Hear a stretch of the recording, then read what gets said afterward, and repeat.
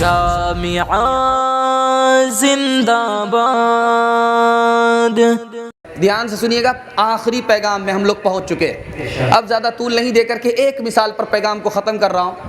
ایک بات یاد رکھیے ہمیشہ، اپنی تنخواہ کا مالک اپنی بیوی کو مت بنائیے۔ تنخواہ کا مالک خود رہیے، ورنہ کیا ہوگا، ماں باپ کو خرچہ دینے کے لیے بیوی سے مانگنا پڑے گا۔ بیوی جو آپ کی بیوی ہے وہ بیوی نہیں رہے گی، رانی ہو جائے گی، اور آپ شوہر نہیں رہیں گے، نوکر ہو جائے گے۔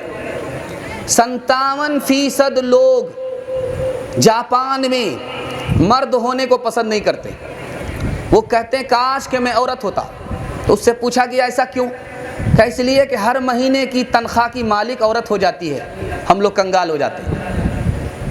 ماں باپ کو خرچہ دینے کے لیے بیوی سے مانگنا پڑتا، وہ دیتی ہی نہیں ہے۔ دقت یہ ہے کہ ماں باپ بھی دقت میں، ہم بھی دقت میں۔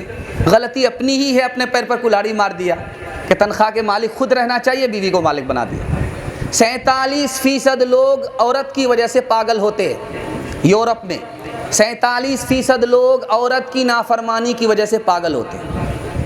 اس لیے اگر پاگل ہونے سے بچنا ہے، گھر کا مالک بننا ہے، نوکر نہیں، تو تنخواہ اپنے پاس رکھنا ہے، بیوی کو سارا حوالے نہیں کرنا ہے۔ ہاتھ اٹھا دیجئے انشاءاللہ۔ بس ایکسیڈنٹ میں لوگ، کسی کا پیر ٹوٹا، کسی کا سر پھوٹا، کوئی انتقال کر گیا، ایک عورت کی انگلی کٹ گئی، وہ چلانے لگے۔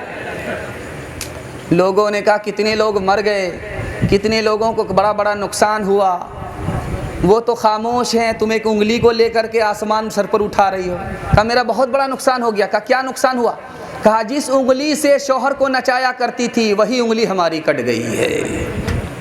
کوئی اس دور میں ہے مولوی، کوئی منسٹر ہے، کوئی اس دور میں ہے مولوی، کوئی منسٹر ہے، کوئی بیوی کا شوہر ہے، کوئی بیوی کا نوکر ہے، کوئی بیوی کا شوہر ہے، کوئی بیوی کا نوکر ہے۔ ہوئے ماتحت کے،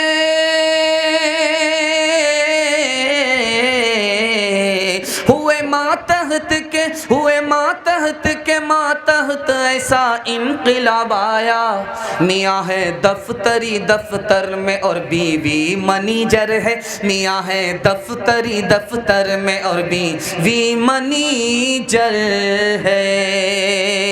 عورتوں کے پیغام کو یہی مکمل کر رہا ہوں، بچوں کے حوالے سے پیغام دینے کے لیے جا رہا ہوں۔ آپ لوگ مکمل سننے کے لیے تیار ہیں؟ دونوں ہاتھ اٹھائیے انشاءاللہ۔ نوکری نہیں ملے گی، نہیں پڑھائیں گے، ہاتھ اٹھائیے انشاءاللہ۔ خیر ماشاءاللہ، ڈسک بریک مار دیا آپ نے، دل خوش کر دیا۔ آخری پیغام پر آپ مکمل بیدار ہوئے ہیں۔ مدرسے کے حوالے سے سنا رہا ہوں۔ مدرسے کا 4 احسان ہے۔ مدرسے سے 3 طرح کا تعلق رکھنا چاہیے۔ مدرسے پر انگلی اٹھانے والے کون لوگ ہوتے ہیں، اور مدرسے کا سروے آ رہا ہے، مسلمانوں کی اس میں کیا ذمہ داری ہو رہی ہے۔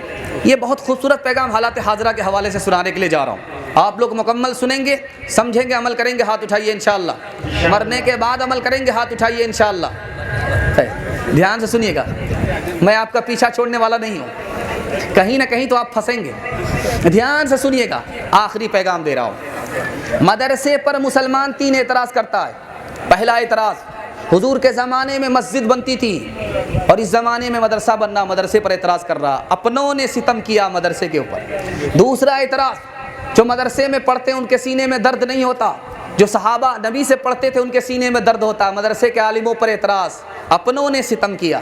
تیسرا اعتراض کہ حضور کے زمانے میں مدرسے میں جو پڑھنے والے لوگ ہوتے تھے کلمہ اور ایمان کی تعلیم لیتے تھے، آج مدرسے میں پڑھنے والے پتہ نہیں کیا تعلیم لیتے ہیں۔ مدرسے کی تعلیم پر اعتراض، ستم کس نے کیا؟ اپنوں نے۔ اس گھر کو آگ لگ گئی گھر کے چراغ سے۔